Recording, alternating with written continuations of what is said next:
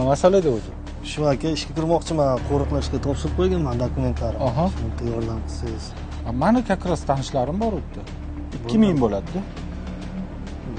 Bo'ldi 2000. Ertaga ko'rishamiz, men sizga telefon qilaman. Xo'p.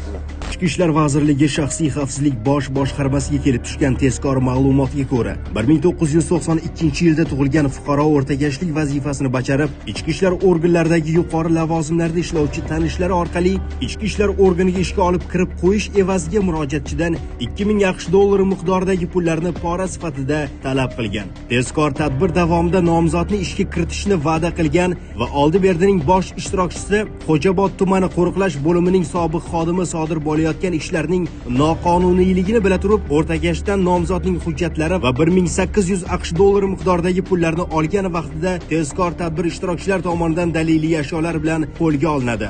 Osongina 200 AQSh dollarini o'zlashtirish ilinjida yurgan o'rtakash firibgarlikka qo'l urganligini tushunib yetganida afsuski kech bo'lgandi.